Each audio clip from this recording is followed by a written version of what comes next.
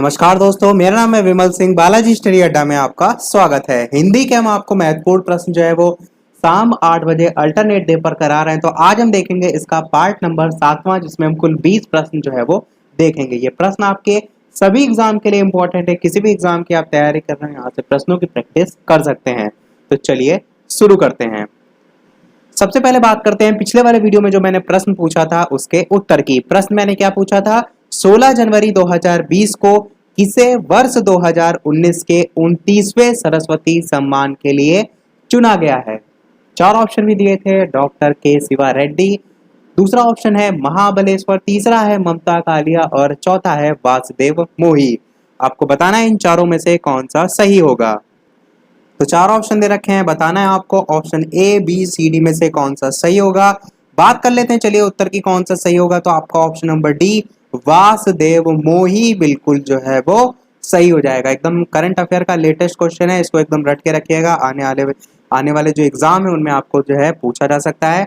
ये भी मैं आपको बता दूं कि 29वां सरस्वती सम्मान जो है, जो वासुदेव मोही को चुना गया है, इनकी जो लघु कथाएं हैं उसके संग्रह चेकबुक जो है उसके लिए सम्मान प्रदान किया गया है। किसके लिए? चेक बुक के लिए जो है इन्हें ये सम्मान प्रदान किया गया है। तो ये भी जो है वो साथ में ध्यान रखिएगा।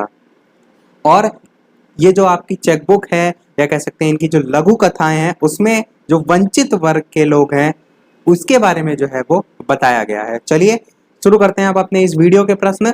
तो इस वीडियो का आपका पहला प्रश्न है कि उर्वरा शब्द के लिए वाक्यांश है। ऊसर भूमि है, समतल भूमि है, बंजर भूमि है या उपजाऊ भूमि है। चार ऑप्शन दे रखे हैं, बताना है आपको इन चारों में से कौन सा सही होगा। तो ऑप्शन ए बी सी या डी में से आपको बताना है कौन सा सही होगा। चलिए बात करते हैं उत्तर की option A B C D में से। तो आपका डी वाला ऑप्शन उपजाऊ भूमि जो है वो बिल्कुल सही हो जाएगा। तो उर्वरा शब्द के लिए वाक्यांश क्या है? उपजाऊ भूमि। देखते हैं अपना अगला प्रश्न दूसरा।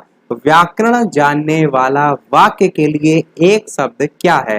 व्याकरण विशेषज्ञ कहते हैं व्याकरण जानने वाले को, या व्याकरण पंडित कहते हैं, या व्याकरण कहते हैं, या व्याकरण ज्ञाता कहते हैं। चार ऑप्शन दे रखे हैं, बताना है आपको व्याकरण जानने वाला वाक्य के लिए एक शब्द क्या होगा। तो चलिए बात करते हैं उत्तर की एबीसीडी में से कौन सा सही होगा। तो सी वाला ऑप्शन व्याकरण आपका बिल्कुल सही हो जाएगा। तो इसको याद करके रखिएगा आपका। देखते हैं अपना अगला प्रश्न तीसरा। गाल बजाना का अर्थ क्या होता है? पिटाई करना होता है, गाली देना होता है, डींग हाँकना होता है, या क्रोधित होना होता है। चार ऑप्शन दे रखे हैं, बताना है आपको गाल बजाना का अर्थ जो है वो क्या होता है? पिटाई करना, गाली देना, डींग हाँकना या क्रोधित होना। तो देखिए ऑप्शन के अकॉर्डिंग आप पिटाई करना भी लगा सकते हैं, जो कि आपका नहीं होगा। तो बात करते हैं उत्तर की कौन सा सही होगा। तो आपका ऑप्शन सी सही होगा, डींग हाँकना जो है वो होता है। तो आपके मुहावरे लोकोक्तियां कभी कभार उसी प्रकार नहीं होती सेम जैसे कि इसमें पूछा गया होता है, तो इसमें कंफ्यूज ना होइएगा। आपका ऑप्शन सी जो है वो हो जाएगा। चौथा प्रश्न आपका कह रहा है कि अगर मगर करना का अर्थ क्या होता है? कपट करना होता है, बहाने बनाना होता है, इधर की बात उधर करना होता है, या व्यर्थ समय गंवाना होता है। चार ऑप्शन दे रखे हैं, बताना है आपको कि अगर मगर करना का जो है वो क्या अर्थ होता है। ऑप्शन ए बी सी या डी।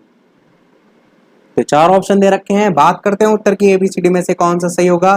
तो ऑप्शन बी आपका बहाने बनाना बिल्कुल सही हो जाएगा। ये आप देखते हैं वाक्य प्रयोग में भी, जैसे कि आप किसी से कोई चीज पूछें और वो ना बता रहा हो तो आप कहते हैं अगर मगर की बातें मत करो, जो मेन पॉइंट है उसकी बात करो। तो ये आपका ऑप्शन बी यहाँ पर सही हो जाएगा।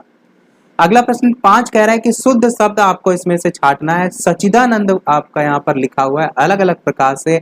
सच्चिदानंद सिन्हा आप नाम भी जानते हैं, वही सच्चिदानंद यहाँ पर लिखा हुआ है, आपको छांटना है। ऑप्शन एबीसीडी में से कौन सा जो है यहाँ पर सही जो है वो होगा।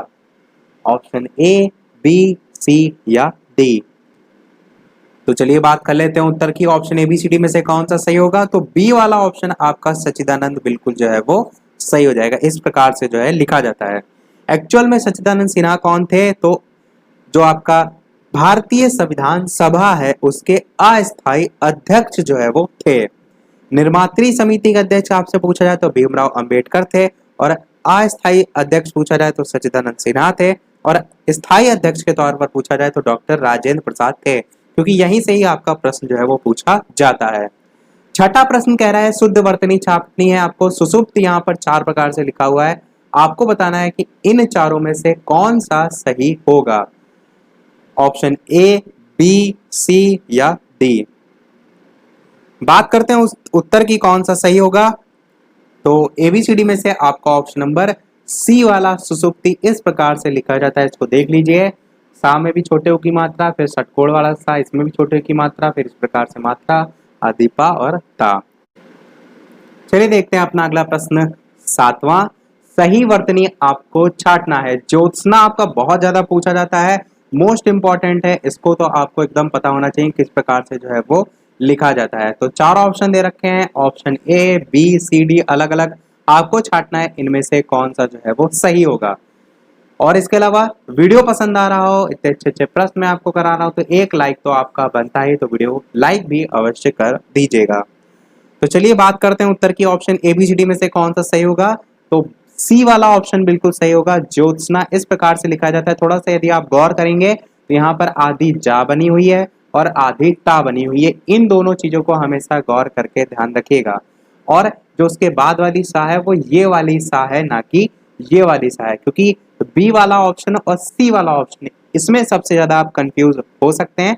इसीलिए मैंने कहा कि सा भी ध्यान रखिएगा, आधी ता और आधी जा, यही 3 चीजें इसमें ध्यान रखने वाली हैं। ए वाला ज्योत्सना तो आप नहीं कभी टिक करेंगे, ज्योत्सना भी नहीं टिक करेंगे। बी और सी में आप कंफ्यूज हो सकते हैं, तो सी वाला आपका ऑप्शन बिल्कुल सही होगा, इस चीज का ध्यान रखिएगा। चलिए देखते हैं अपना अगला प्रश्न 8वां। यहाँ पर भी शुद्ध शब्द आपको छांटना है। संपूर्ण 4 प्रकार से लिखा हुआ है, आपको बताना है इनमें से कौन सा सही होगा। देखिए पहला वाला जो ऑप्शन है वो तो आप नहीं टिक करेंगे, 2 मात्रा लगी हुई है, पा यहाँ पर भी लगा है, रा यहाँ पर भी लगा है, पा के ऊपर भी और रा के ऊपर भी, तो ए ऑप्शन कभी आप टिक नहीं करेंगे। दूसरे वाले में सपोर्ट लिखा है, बिंदी नहीं लगी, तो आप कभी टिक नहीं करेंगे।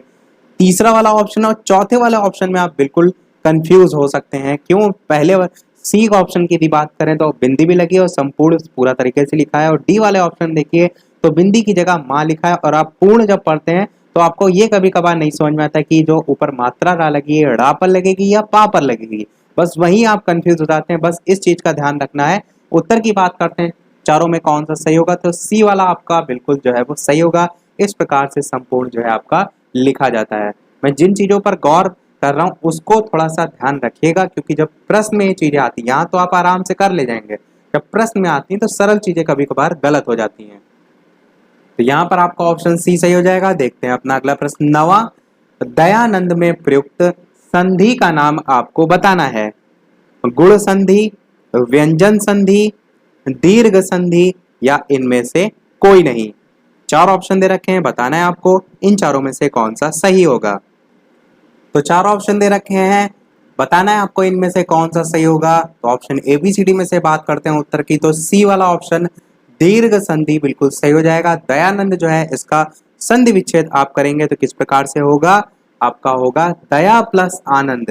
जैसे कि आप पुस्तकालय का देखते हैं क्या है, पुस्तक प्लस आलय, तो वो सभी आपके दीर्घ संधि के उदाहरण जो है वो होते हैं।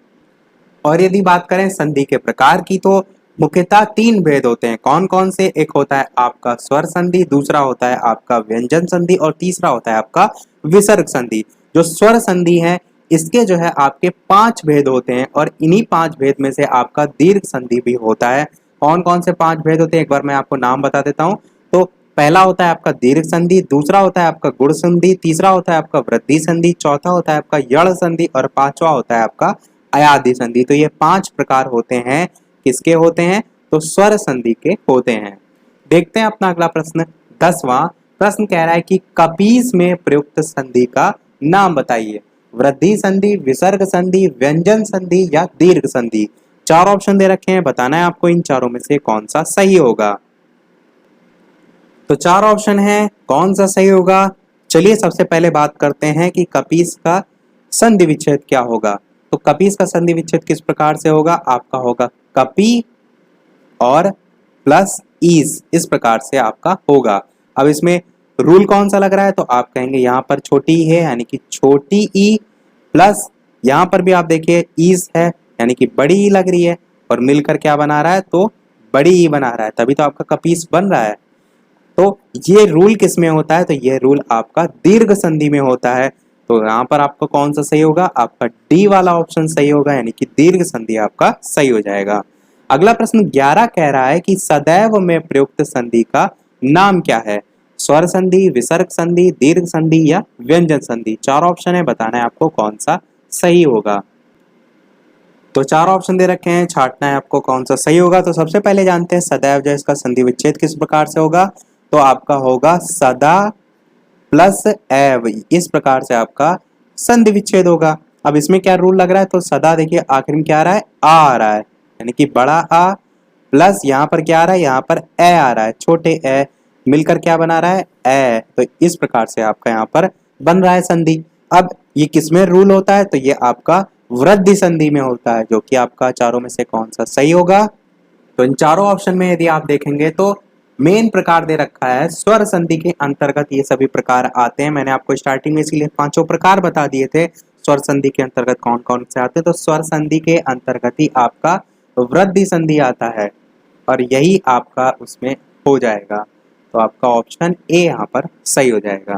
देखते हैं अपना अगला प्रश्न 12वां, सन्मति का सही संधि विच्छेद क्या होगा। सम प्लस मति, सत प्लस मति, सद प्लस मति या सन प्लस मति। इस प्रकार से अलग अलग चार ऑप्शन आपको यहाँ पर दे रखे हैं, छांटना है आपको इनमें से कौन सा सही होगा, ऑप्शन ए, बी, सी या डी। तो चार ऑप्शन दे रखे हैं, बताना है आपको इन चारों में से कौन सा सही होगा, ऑप्शन ए, बी, सी या डी। बात करते हैं उत्तर की कौन सा सही होगा, तो आपका बी वाला ऑप्शन सही होगा, सत प्लस मति। इस प्रकार से आपका संधि विच्छेद होगा। सम और तम यानी कि माँ और ता, सम और सत में आप कंफ्यूज सबसे ज्यादा होते हैं और ना भी आपको देखने को बहुत जगह मिलता है, तो इन तीनों में कंफ्यूजन जो है आपको होती है। तो ध्यान रखिएगा, सन्मति का सही संधि विच्छेद सत प्लस मति होगा। 13 प्रश्न आपका कह रहा है कि इत्यादि का सही संधि विच्छेद क्या होगा। बहुत बार पूछा जाता है इत्यादि का। चार ऑप्शन दे रखे हैं, इत प्लस यदि होगा, इति प्लस आदि होगा, इति प्लस यदि होगा या इनमें से कोई नहीं। चार ऑप्शन दे रखे हैं, बताना है इत्यादि का सही संधि विच्छेद क्या होगा। बात करते हैं उत्तर की कौन सा सही होगा, तो बी वाला ऑप्शन बिल्कुल सही होगा, इति प्लस आदि जो है इसका सही संधि विच्छेद होता है। 14 प्रश्न आपका कह रहा है कि निम्नलिखित में से कौन सा शब्द वृद्धि संधि का उदाहरण नहीं है, आपको बताना है। सदैव, परमोदार्य, गुरुपदेश या जलौत। चार ऑप्शन है, बताना है आपको इनमें से कौन सा शब्द वृद्धि संधि का उदाहरण नहीं है। तो चार ऑप्शन है, बात करते हैं उत्तर की इन चारों में से कौन सा सही होगा, तो सी वाला ऑप्शन आपका बिल्कुल सही होगा, जो कि आपका वृद्धि संधि का उदाहरण नहीं है। किसका उदाहरण है, तो ये आपका दीर्घ संधि का उदाहरण है। किसका, दीर्घ संधि का। अब देखिए इसमें किस प्रकार से संधि विच्छेद होगा, तो गुरुपदेश का किस प्रकार से होगा, गुरु और प्लस उपदेश, इस प्रकार से अलग अलग ये ब्रेक होगा। और यहाँ पर रूल देखिए, तो गुरु में यहाँ पर बड़ा ऊ आ रहा है, प्लस यहाँ पर छोटा ऊ आ रहा है, ये मिलकर क्या बना रहा है, ये बड़ा ऊ बना रहा है। और ये किसमें होता है, ये होता है आपका दीर्घ संधि में। वृद्धि संधि का उदाहरण ये नहीं है। अगला प्रश्न देखते हैं 15, निम्न में से दीर्घ संधि युक्त पद कौन सा है, आपको यहाँ पर बताना है। महर्षि, दैत्यारी, सूर्योदय या देवेंद्र। चार ऑप्शन है, बताना है आपको इन चारों में से कौन सा सही होगा। तो चार ऑप्शन दे रखे हैं, एबीसीडी में से बताना है आपको कौन सा सही होगा। बात करते हैं उत्तर की, दीर्घ संधि का कौन सा यहाँ पर उदाहरण है, तो बी वाला आपका ऑप्शन बिल्कुल सही है, दैत्यारी आपका सही हो जाएगा। किस प्रकार से संधि विच्छेद होगा, तो आप कहेंगे दैत्य और प्लस अरि, इस प्रकार से आपका ब्रेक होगा। रूल की यदि बात करें तो यहाँ पर आपका दैत्य में छोटा आ रहा है, यहाँ पर बात करें तो यहाँ भी छोटा आ रहा है, मिलकर क्या बना रहा है, तो बड़ा आ बना रहा है। और ये किस में होता है, ये आपका दीर्घ संधि में होता है। तो यही आपका बिल्कुल सही हो जाएगा। अगला प्रश्न 16 कह रहा है, इनमें से कौन स्वर संधि का उदाहरण है। संयोग है, पवन है, नमस्कार है या मनोहर है। चार ऑप्शन है, आपको स्वर संधि का उदाहरण कौन सा है ये जो है वो बताना है। तो यहाँ पर जो ऑप्शन है ABCD उनमें से कौन सा सही होगा? बात करते हैं उत्तर की, तो बी वाला ऑप्शन पवन आपका बिल्कुल सही हो जाएगा। पवन आपका मोस्ट इंपॉर्टेंट, क्यों? क्योंकि ये पूछा जाता है सबसे ज्यादा आपका, इसका जो संधि विच्छेद है उससे प्रश्न बहुत पूछा जाता है कि पवन का सही संधि विच्छेद कौन सा होगा। पव प्लस अन, पो प्लस अन, इस प्रकार से प्रश्न पूछा जाता है। तो सबसे पहले तो मैं बता दूं कि स्वर संधि का यह उदाहरण है, और स्वर संधि के अंतर्गत किसमें आता है, तो उसको बात करने से पहले इसका संधि विच्छेद यदि बात करें तो क्या होता है, तो होता है पो प्लस अन होता है। जो प्रश्न में कंफ्यूज किया जाता है वो यहाँ पर दो मात्रा आपको लगी देखने को मिलती है, यहाँ पर वाह लिखा देखने को मिलता है, तो इसमें कंफ्यूज ना होइएगा, पो प्लस अन होता है।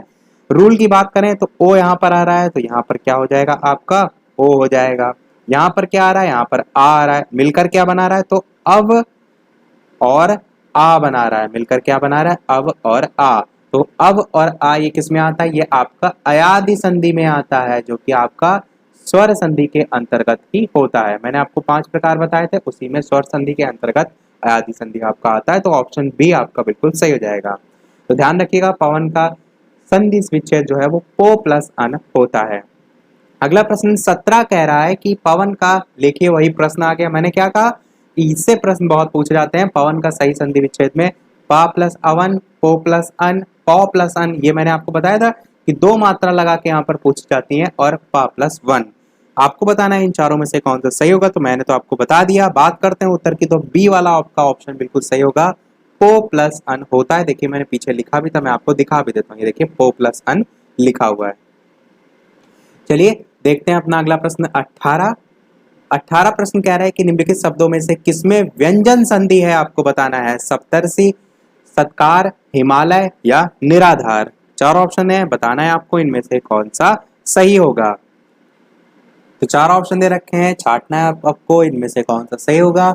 एबीसीडी में से बात करते हैं उत्तर की, तो बी वाला आपका ऑप्शन बिल्कुल सही होगा। सत्कार आपका व्यंजन संधि का उदाहरण है। इसका आप किस प्रकार समास विग्रह करते हैं, तो सद प्लस कार, इस प्रकार से जो है आप करते हैं। तो ये आपका व्यंजन संधि का जो है वो उदाहरण है। चलिए देखते हैं अपना अगला और इस वीडियो का लास्ट प्रश्न, और इस प्रश्न के बाद एक प्रश्न हम आपसे भी पूछेंगे, जैसे कि सभी वीडियो में हम आपसे एक प्रश्न पूछते हैं। इसके अलावा वीडियो आपको पसंद आया हो, वीडियो में दी गई जानकारी पसंद आई हो, तो वीडियो को लाइक भी अवश्य कर दीजिएगा। इसके साथ साथ चैनल पर नए हो तो सब्सक्राइब भी अवश्य कीजिएगा, और टेलीग्राम चैनल से नहीं जुड़े हैं तो डिस्क्रिप्शन में आपको लिंक मिल जाएगी, सर्च करके भी आप जुड़ सकते हैं। देखते हैं प्रश्न आपका 19। प्रश्न क्या कह रहा है कि निम्नलिखित शब्दों में से किसमें विसर्ग संधि है, आपको छांटना है। नरेंद्र, सज्जन, सदैव या अतैव। अतैव, इस प्रकार से अलग अलग चार ऑप्शन है, बताना है आपको किसमें विसर्ग जो है वो संधि है। ऑप्शन ए, बी, सी या डी। तो चार ऑप्शन दे रखे हैं, बताना है आपको कि इनमें से किसमें विसर्ग संधि जो है वो होगी। ऑप्शन ए, बी, सी या डी। बात करते हैं उत्तर की, चलिए तो आपका डी वाला ऑप्शन अतैव बिल्कुल जो है वो सही होगा। अब इसमें किस प्रकार से आपकी संधि होती है, तो आप अतः प्लस एव, इस प्रकार से संधि विच्छेद करते हैं। तो यहाँ पर देखिए दो बिंदी लगी हुई हैं, यही आपका क्या है, ये आपका तो विसर्ग है। तो विसर्ग संधि आपकी हो जाएगी अतः प्लस एव, अतैव में। चलिए देख लेते हैं अब अपना वो प्रश्न, जैसे कि सभी वीडियो में हम आपसे एक ना एक प्रश्न पूछते हैं। इस वीडियो का आपके लिए प्रश्न ये है कि संयुक्त राष्ट्र संघ में हिंदी में भाषण देने वाला प्रथम व्यक्ति कौन था। Atal Bihari Vajpayee, option A, Narendra Modi, option B, Satyendra Nath Bose, option C या ऑप्शन डी, इनमें से कोई नहीं। तो इन चारों में से कौन सा सही होगा, अपना उत्तर वीडियो के मेन कमेंट में टाइप करके अवश्य बताइएगा। उत्तर जो है इसका हम नेक्स्ट वाले पार्ट में इसके देखेंगे शाम 8 बजे।